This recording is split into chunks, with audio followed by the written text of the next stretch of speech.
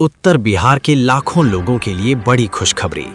अब दरभंगा से बेंगलुरु जाना होगा और भी आसान, क्योंकि 6 अप्रैल से शुरू हो रही है सीधी उड़ान सेवा।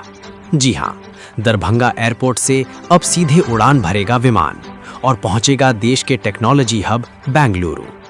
ये नई डायरेक्ट फ्लाइट 6 अप्रैल 2026 से शुरू हो रही है और सबसे बड़ी बात, सप्ताह में 5 दिन चलेगी ये सीधी सेवा।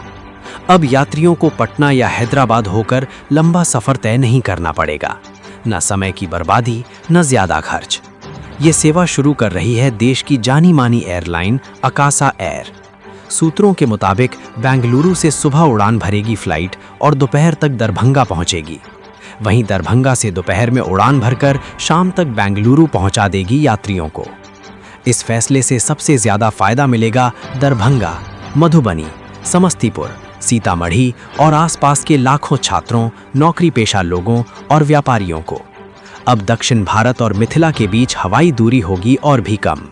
दरभंगा से बेंगलुरु अब सिर्फ कुछ घंटों की बात। टिकट बुकिंग शुरू हो चुकी है, तो अगर आप भी बेंगलुरु जाने का प्लान बना रहे हैं, अभी चेक कीजिए फ्लाइट और कर लीजिए अपनी सीट कंफर्म। ऐसी ही बड़ी खबरों के लिए चैनल को लाइक, शेयर और सब्सक्राइब करना मत भूलिए।